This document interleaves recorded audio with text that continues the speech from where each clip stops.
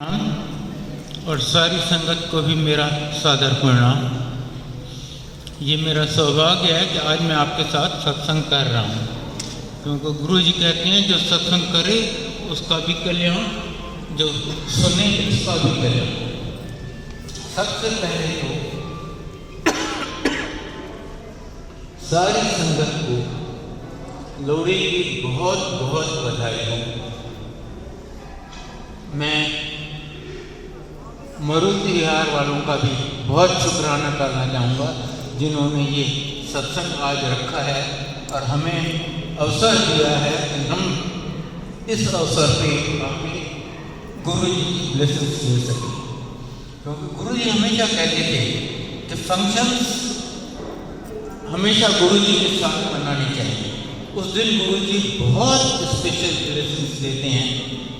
मैं आपको जो लास्ट उन्होंने फंक्शन किया था 31 दिसंबर 2006, मैं आज उसका सुनाता हूँ। आपको पता है बड़े मंदिर में बहुत बड़ा फंक्शन होता है और कई संगत बाहर से भी आती हैं just to attend that function.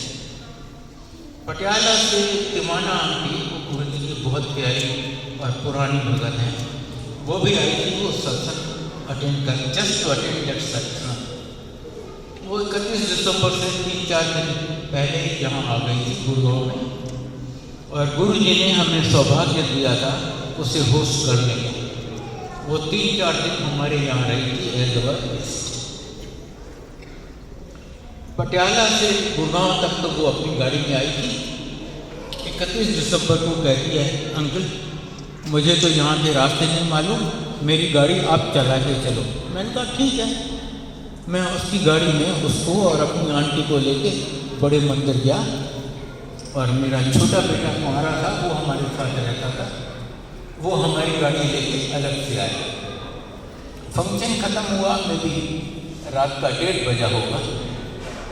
उठे, गुरु जी से आज्ञा ली। गुरु जी ने उन सबको तो आज्ञा दे दी, मुझे कहते नहीं तू बैठ जा। मुझे वहाँ बिठा दिया। लगभग पौने घंटे के बाद मुझे कहते हैं, जेठे मैंने तेरे को न्यू लाइफ दी, हूँ तू सेफ है, हूँ तू जागा है। मेरी समझ तो कुछ नहीं आया। मैंने कहा मैं यहाँ बैठा था बड़े मंदिर जैसी जगह में, एकदम गुरु जी के चरणों के पास। मुझे क्या हुआ जो मुझे न्यू लाइफ दी, पर अब मैं गुरु जी से बहस तो नहीं करूँगा। मैं चुपचाप उठा, अपनी गाड़ी उठाई और घर चला गया। घर पहुंचा तो देखा ये सब इतने एक्साइटेड थे, ऐसे बात कर रहे थे। मैं समझ गया कि कुछ जरूर हुआ है। मैंने पूछा क्या हुआ? कहते हैं तुमने देखा नहीं क्या कोहरा था? उस दिन जितना कोहरा था ना, मैंने जिंदगी में कभी नहीं देखा। एकदम मुझे यहाँ से नहीं ये पता चलेगा कि यहाँ कोई बैठा है या नहीं है, एकदम कुछ भी नहीं दिख रहा था। बड़े मंदिर से हमारे घर का रास्ता एकदम सीधा है, with only one left turn near Chhatarpur मोड़। उन दिनों तो ये अंदर का रास्ता नहीं था, तो बड़े मंदिर से छतरपुर और छतरपुर से सीधा MG रोड। बेटा गाड़ी चला रहा था, बगल में मेरी आंटी बैठी थी, पीछे तिमाना आंटी। अच्छा, उस गाड़ी का वाइपर नहीं चल रहा था। एक तो इतना ज़बरदस्त घूम रहा, दूसरा वाइपर नहीं चले। मेरी आंटी ने शीशा साइड ग्लास नीचे कर लिया, वो लेफ्ट हैंड से शीशा साफ कर दी और बेटे को बता के जाती, अब लेफ्ट चलो, अब राइट चलो, अब यहाँ चलो। 2 जगह तो बेटा गलत रास्ते चला गया। आखिर उसने आगे वाली गाड़ी को एकदम क्लोजली फॉलो करना शुरू किया। उसकी टेल लाइट्स देख के अर्जुनगढ़ के पास एक बहुत बड़ा स्पीड ब्रेकर है। जब वो गाड़ी उस स्पीड ब्रेकर के बहुत नज़दीक पहुंची, उसने सडनली ड्राइवर ने देखा अरे यहाँ तो स्पीड ब्रेकर है, उसने एकदम फुल ब्रेक मारी। जब तक मेरी आंटी रियलाइज करे कि वो ब्रेक मार रहा है और बेटे को बताए, बेटे ने जाके उस गाड़ी को हिट कर दिया। काफ़ी बुरा एक्सीडेंट हुआ। इनकी गाड़ी का बम्पर टूट गया, ग्रिल टूट गई, मेरी आंटी का सिर विंडस्क्रीन से जाके टकराया, वो शटर प्रूफ विंडस्क्रीन टूट गया, पर किसी पैसेंजर को जरा सी खरोंच नहीं आई। मैंने पूछा ये कब हुआ? कहते हैं वहाँ से निकले लगभग पौने घंटे के बाद। मैंने कहा हाँ, उस टाइम गुरुजी मुझे कहते हैं हुण तू सेफ है, हुण तू जा। इनफैक्ट अगली बार हम गए गुरुजी के यहाँ नॉर्मल कोर्स में, कहते हैं आप चारों को वहाँ उस एक्सीडेंट में मरना था, पर तुम्हारे ग्रह इन तीनों से ज़्यादा खराब थे, इसलिए तुम्हें मैंने अपनी शरण में बिठा रखा जब तक वो घड़ी टल जाए। ये है हमारे गुरु। आपको यूँ कहती है, मैंने आंटी को कितनी बार बोला है ये गाड़ी पुरानी हो गई है, इसको बदल दे, पर वो सुनती नहीं है। तो देखिए, आप उनको नहीं सुनते तो आप उनको एक्स्ट्रा तकलीफ देते हो, उनको परेशानी करते हो, हालांकि वो आपको फिर भी बचाती हैं। पर प्लीज़ ऐसा मत कीजिए। गुरु जी से अगर कोई आदेश होता है कि ऐसा करो तो आप ऐसा जरूर कीजिए। वो तो महाशिव हैं, कहते हैं ब्रह्मा विष्णु महेश मेरे से पैदा हुए हैं, इससे बढ़कर तो कोई हो ही क्या सकता है।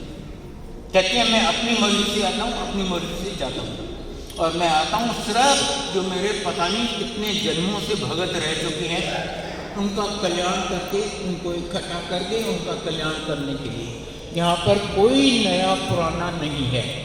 अगर आप आज पहली बार आए हैं, डोंट थिंक आप आज आ रहे हैं, आपको पता ही नहीं कितने जन्मों से आप उनके साथ हैं। किसी आंटी ने गुरु जी को कहा, गुरु जी आज तो मुझे ब्लेस कर दीजिए। कहती है मैंने तो तेरे को 300 साल पहले भी ब्लेस किया था। 300 साल में कितने जन्म बीत गए आपको पता है या मुझे पता है? वो अंतर्यामी हैं, आपके मन की हर बात जानते हैं, आपके पास प्रेजेंट और फ्यूचर जन्मों का सब जानते हैं, इसलिए उनको कुछ बताने की जरूरत नहीं है, उनसे कुछ मांगने की जरूरत नहीं है। करने को वो कुछ भी करते हैं। एब्सोल्युटली इम्पॉसिबल केसेस में वो बच्चे ले लेते हैं।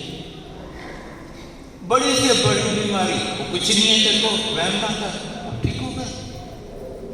बगैर उनकी आज्ञा के यमराज आपको छू नहीं सकता। मैं आपको एक इंटरेस्टिंग किस्सा सुनाता हूँ जो सत्संग हुआ था यहाँ पर।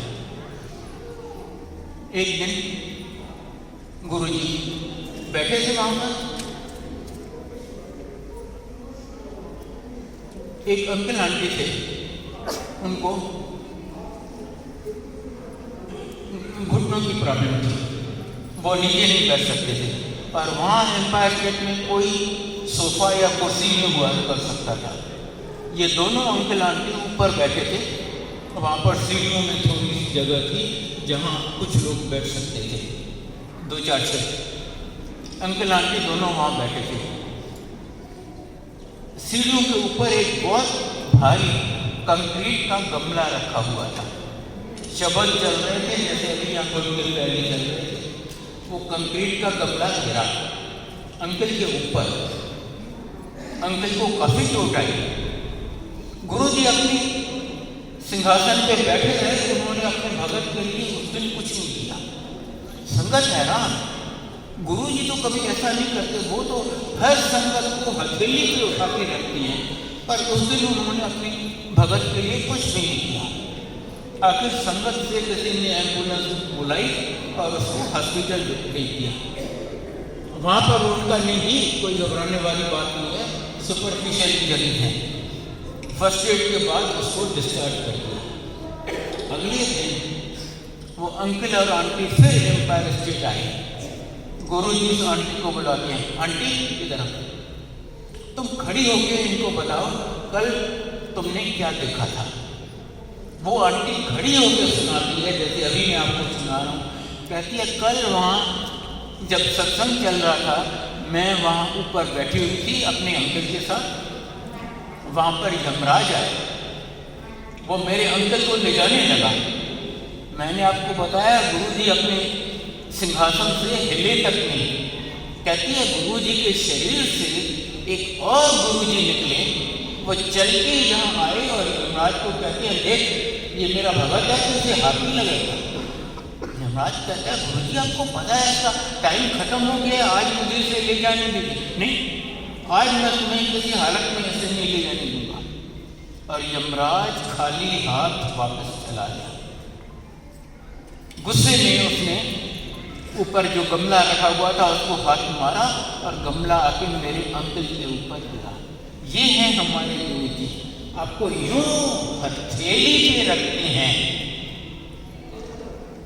आपको बस यहाँ आना है और जब यहाँ आते हैं आप सिर्फ गुरु जी के लिए आते हैं, उनसे कंडीशन कीजिए। No chit chatting, no hi hello, no socialisation, no business deals. जो हो रहा है उसमें पूरा ध्यान लगाइए।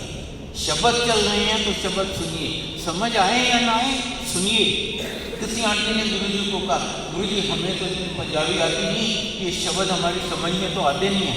ऐसे तेरे को समझने के लिए किसने कहा है? मैंने तो सिर्फ सुनने के लिए कहा है। आपके मन में जो शंका, जो डाउट, जो क्वेश्चन है, किसी शब्द से, किसी के सत्संग से बगैर क्वेश्चन पूछे उसका जवाब मिल जाएगा। जो भी ग्रहण करने को मिलता है ग्रहण कीजिए। जल प्रसाद हो, चाय प्रसाद हो, या जो अभी लंगर मिल रहा है वो अनमोल है, कोई उसकी कीमत नहीं लगा सकता। प्लीज एक दाना, एक बूंद भी मत बचाइए और बाकी सब उन पे छोड़ दीजिए। और फर्स्ट हैंड एक्सपीरियंस से मैं आपको गारंटी देता हूँ कि आप जितना सोचते हैं उससे बहुत ज़्यादा ले जाएंगे, बिन मांगे, बिन एक अक्षर बोले।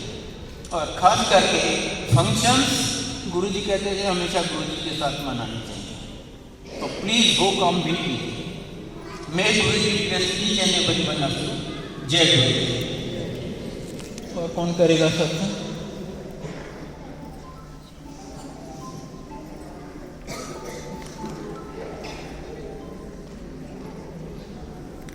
अलकांड